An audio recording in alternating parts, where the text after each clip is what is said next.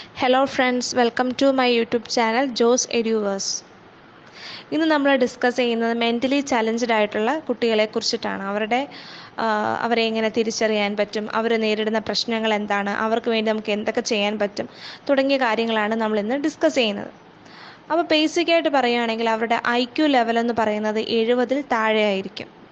അപ്പം അത് തന്നെ എന്താണ്, സൗമ്യമായിട്ട് പെരുമാറുന്നവർ, മിതമായി, മോഡറേറ്റായി, സിവിയറായും അതുപോലെ പ്രൊഫൗണ്ട് എന്നാൽ പല രീതിയിൽ മെൻ്റലി ചലഞ്ചഡ് ആയിട്ടുള്ള കുട്ടികൾ അല്ലെങ്കിൽ ആളുകൾ ഉണ്ടായിരിക്കും. അവരുടെ ഇൻ്റലിജൻസ് എന്ന് പറയുന്നത് വളരെ ലിമിറ്റഡ് ആയിരിക്കും, പരിമിതമായ ബുദ്ധിയായിരിക്കും ഈ കുട്ടികൾക്ക് അല്ലെങ്കിൽ ഇവർക്ക് ഉണ്ടായിരിക്കുന്നത്.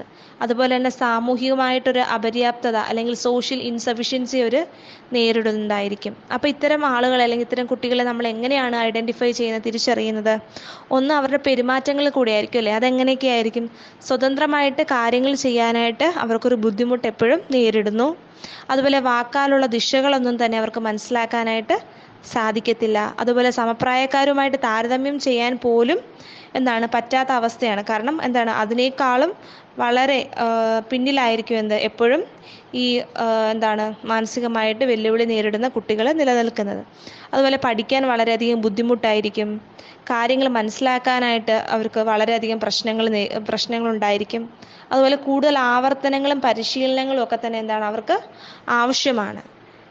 മോർ റെപ്പറ്റേറ്റീവ് ആൻഡ് അതുപോലെ പ്രാക്ടീസസ് ആവശ്യമാണ്. അതുപോലെ വ്യക്തമായിട്ടുള്ളൊരു ഉദാഹരണങ്ങൾ കൊടുക്കണം. Too much depends on the concrete examples. വ്യക്തമായിട്ടുള്ള ഉദാഹരണങ്ങളെ അവർ വളരെയേറെ ആശ്രയിച്ചിരിക്കുന്നു.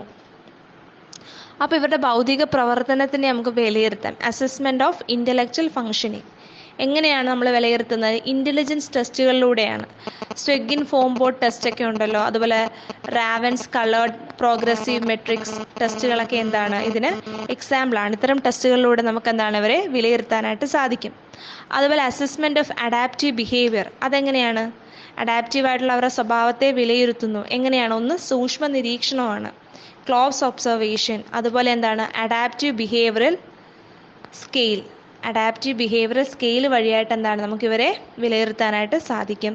അതുപോലെ മിനാസോട്ട ഡെവലപ്മെൻറ്റ് പ്രോഗ്രാമിംഗ് സിസ്റ്റം. അപ്പോൾ ഇതുവഴിയായിട്ടും നമുക്ക് ഇവരെ വിലയിരുത്താനായിട്ട് സാധിക്കും. അപ്പോൾ എന്തൊക്കെ എഡ്യൂക്കേഷണൽ പ്രൊവിഷൻസ് ആണ് ഇവർക്ക് വേണ്ടിയിട്ട് ചെയ്തിട്ടുള്ളത് ഒന്ന് നമുക്ക് നോക്കാം.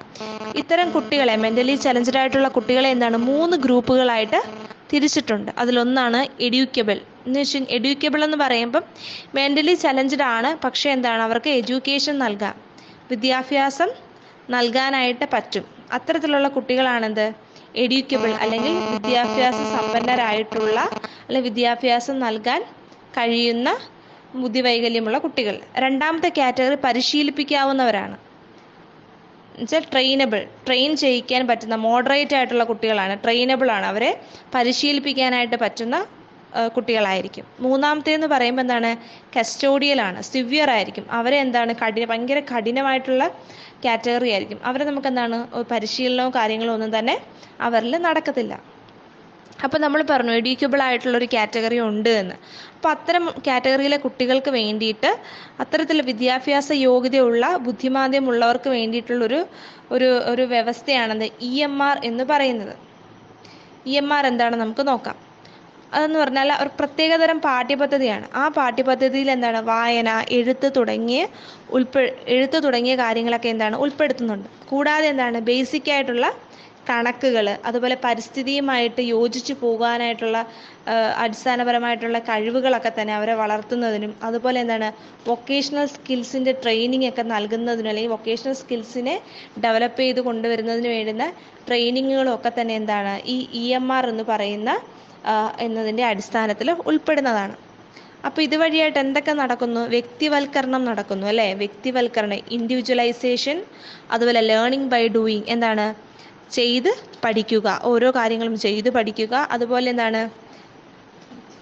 നീഡ് ഫോർ ലേണിംഗ് റെഡിനെസ്, പഠിക്കുവാനായിട്ട് തയ്യാറാവുക, അല്ലെങ്കിൽ പഠിക്കാനായിട്ട് തയ്യാറായിരിക്കണം. അതുപോലെ റെപ്പറ്റീഷൻസ്, ആവർത്തനങ്ങൾ, അതുപോലെ കോൺക്രീറ്റ് പ്രോബ്ലംസ്, അതുപോലെ പീരിയഡ് ഓഫ് ഷോർട്ട് ഡ്യൂറേഷൻ തുടങ്ങിയ കാര്യങ്ങളൊക്കെയാണ് EMRൻ്റെ അകത്ത് ഇൻക്ലൂഡഡ് ആയിട്ടുള്ളത്. സെക്കൻഡ് നമ്മൾ പറഞ്ഞു ട്രെയിനിങ് നൽകാവുന്ന, പരിശീലിപ്പിക്കാനാവുന്ന ബുദ്ധിമാന്ദ്യമുള്ളവർക്ക് വേണ്ടിയിട്ടുള്ള വ്യവസ്ഥയാണ്. ഇതെന്ന് പറയുന്നത് ഇവരെ എന്താണ്, ഇവർ മോഡറേറ്റ് ആയിട്ടുള്ള ആൾക്കാരായിരിക്കും, ട്രെയിനബിൾ ആയിരിക്കും അല്ലേ.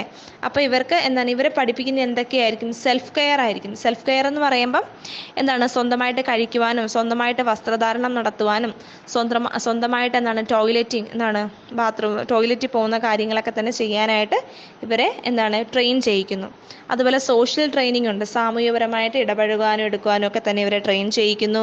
സെൻസറി ട്രെയിനിങ് എന്ന് പറയുമ്പോൾ എന്താണ്, നമ്മുടെ ഇന്ദ്രിയ അവയവങ്ങളെ അല്ലെങ്കിൽ സെൻസറി പരിശീലനങ്ങൾ നൽകുന്നു. അതുപോലെ ലാംഗ്വേജ് ഡെവലപ്മെൻറ്റ്, ഇവരുടെ ഭാഷാ വികസനം, ഇവരുടെ ഭാഷകൾ വികസിപ്പിക്കുന്നതിന് വേണ്ടിയിട്ട് ഉള്ള ട്രെയിനിങ്ങുകൾ ഇവർക്ക് നൽകുന്നുണ്ട്. അതുപോലെ ക്രാഫ്റ്റ് വർക്ക് ആൻഡ് മ്യൂസിക്, ഇവരെ എന്താണ് കരകൗശല ജോലികൾ അല്ലേ. നമുക്കറിയാം ഇപ്പോൾ പല അത്തരത്തിൽ എന്താണ് മാനസിക വൈകല്യമുള്ള കുട്ടികൾ പഠിക്കുന്ന പല സ്കൂളുകളിൽ നിന്നും എന്താണ് പേപ്പർ പേനകളും അതുപോലെ എന്താണ് പലതരം സാധനങ്ങളൊക്കെ എന്താണ് വിൽക്കുന്നതായിട്ടൊക്കെ നമുക്ക് കാണാനായിട്ട് സാധിക്കുമല്ലേ. അപ്പോൾ ഇതൊക്കെ എന്താണ് ഇവർക്ക് ഇത്തരം ട്രെയിനിങ്ങുകളിലൂടെ TMR വഴിയായിട്ട് നൽകുന്ന ട്രെയിനിങ്സിൻ്റെ ഭാഗമായിട്ട് അവർ നിർമ്മിക്കുന്നതാണ്. അപ്പോൾ അങ്ങനെ എന്താണ് ഇവരെ കൊണ്ട് കരകൗശല ജോലികളും അതുപോലെ തന്നെ മ്യൂസിക്കും ഒക്കെ തന്നെ ഇവർക്ക് ട്രെയിൻ ചെയ്യിക്കുന്നു. ഇത്രയും കാര്യങ്ങളാണ് ബേസിക്കായിട്ട് മെൻ്റലി ചലഞ്ചഡ് ആയിട്ടുള്ള ആളുകളെ കുറിച്ച് നമ്മൾ മനസ്സിലാക്കേണ്ടത്. IQ അവർക്ക് 70-ൽ താഴെയായിരിക്കും. ഇത്തരം കുട്ടികൾക്ക് എന്താണ് ഒരു സോഷ്യലി അവർക്ക് എന്താണ് സാമൂഹികപരമായിട്ടുള്ള ഇടപെടലുകൾ വളരെ കുറവായിരിക്കും, അവർക്ക് അതിന് സാധിക്കുകയില്ല. ഇത് തന്നെ എന്താണ് 3 തരമുണ്ടെന്ന് നമ്മൾ പറഞ്ഞു. 3 ഗ്രൂപ്പുകളായിട്ട് തിരിക്കുമെന്ന് പറഞ്ഞു. ഏതൊക്കെയാണ്?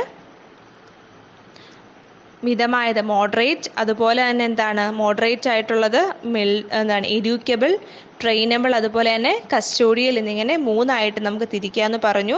ഇതിൽ എഡ്യൂക്കബിൾ എന്ന് പറയുന്നവരെ എന്താണ് നമുക്ക് എഡ്യൂക്കേഷൻ അവർക്ക് പ്രൊവൈഡ് ചെയ്യാനായിട്ട് സാധിക്കും. ട്രെയിനബിൾ ആകുമ്പോൾ ഇവർ മോഡറേറ്റ് ആണ്, ഇവർക്ക് എന്താണ് കൃത്യമായിട്ടുള്ള പരിശീലനങ്ങൾ നൽകിക്കൊണ്ട് അടിസ്ഥാനപരമായിട്ടുള്ള കാര്യങ്ങൾ ചെയ്യാനും മറ്റുമൊക്കെ എന്താണ് നമുക്ക് ഇത്തരം കുട്ടികളെ തയ്യാറാക്കാനായിട്ട് സാധിക്കും.